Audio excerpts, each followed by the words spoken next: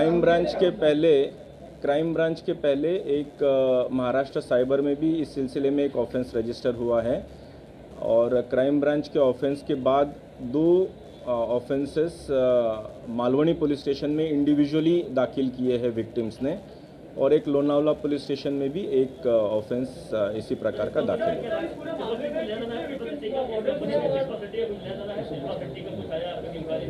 सुना ही नहीं दिया प्लीज।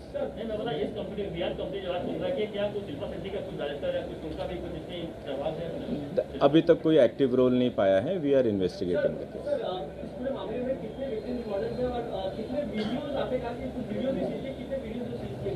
वीडियोस की संख्या तो काफ़ी है। अभी मॉडल्स अभी आपके ज़रिए we would appeal to the victims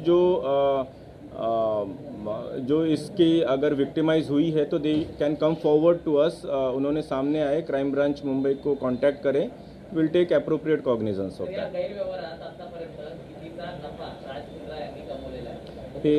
general content content creation और publishing.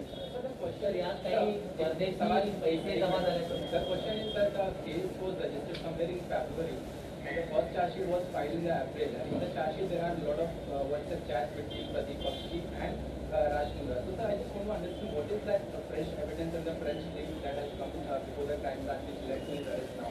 Yes. Yeah, it was investigation is a process. During investigation there were certain hitches, but we overcame those hitches, and in the fresh office search that we conducted yesterday, we found lots of incriminating evidences based on which we arrested them. What were those hitches? Because the charge sheet was filed in April only, which had the chats which you guys have listed as evidence. And so why the delay of the, what kind of? Yeah, there were many electronic evidences also to be proven. Some accounts were to be verified, transfer of money and real ownership of the accounts and the content and the publisher was to be verified beyond doubt before we could take some coercive action in this.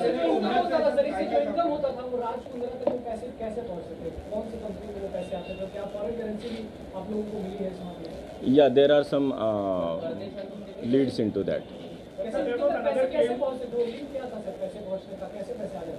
That was account to account transfer also. Electronic transfer of money. Yeah. Arms Prime, yeah. Sir, there was another claim that the company was already sold, or his rights were already sold to Pradeep Bakshi. So what about the claim of Raj Mundra that he was not having any ownership or any direct involvement in the hot shots at the time when he was? We will certainly verify this, but as I said, this is an ongoing offence for quite a few months. This complaint has been there for at least an year or two. Sir, was there any involvement of Raj Mundra even after his claim of being rights sold to Pradeep Bakshi? Operations were all looked after by his company only. Yeah. Yesterday's search has shown all the electronic evidences recovered from his own office. Have we been able to establish something on these lines that because of the lockdown, this business actually bloomed more in the lockdown year? I mean, that's a genuine distinction. Mundra is claiming in one of his WhatsApp chats. Hasn't they encashed this opportunity? That they look at it as an opportunity? That is for the people to decide. We'll have to go through the accounts as to how many subscriptions. Is there any increase in the number of subscriptions? We'll definitely go through that.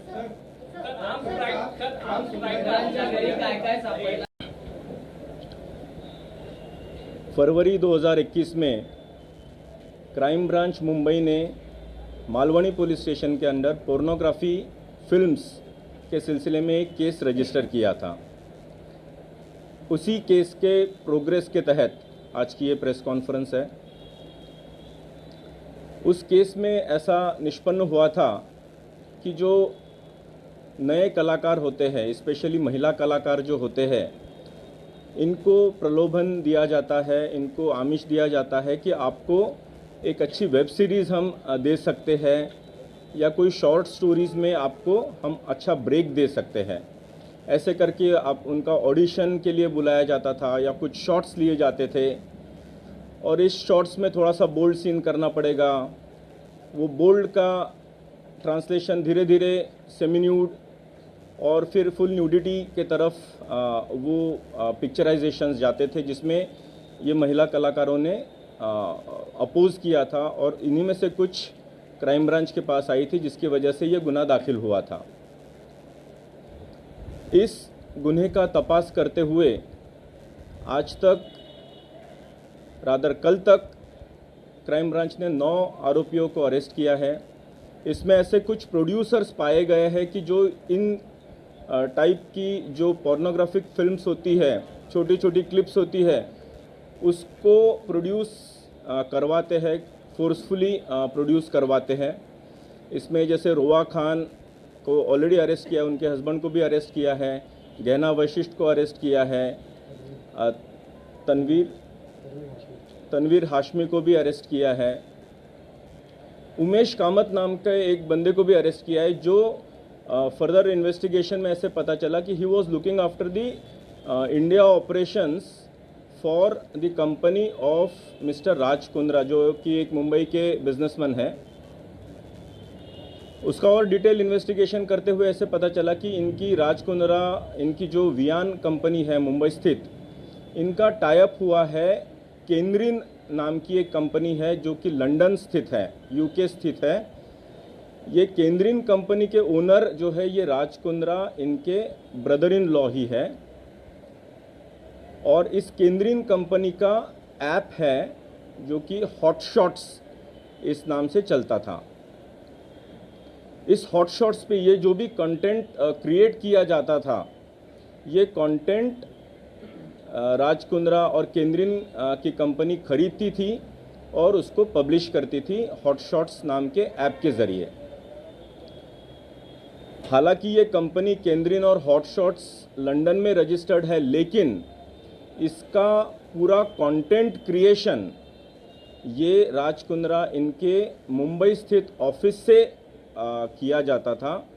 Content creation, इसके पूरे operations, इसका पूरा account management, piracy related issue, ये सारे के सारे वियान के office से मुंबई से ही किए जाते थे।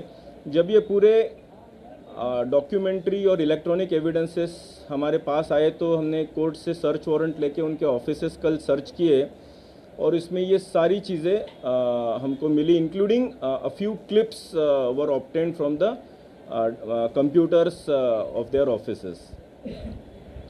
इसीलिए कल रात में राज कुंद्रा और उनके जो आईटी हेड है रायन थॉर्प, उनको कल अरेस्ट किया है।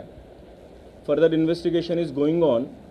अभी इसमें हॉटशॉट्स नाम का जो ऐप है, ये पोर्नोग्राफिक कंटेंट होने की वजह से कंप्लेंट्स गई, जिसकी वजह से एप्पल स्टोर ने जून 2020 में इसको टेक डाउन कर दिया था और नवंबर 2020 में गूगल प्ले स्टोर ने भी इसको टेक डाउन कर दिया था। Now further investigation is in progress. Thank you.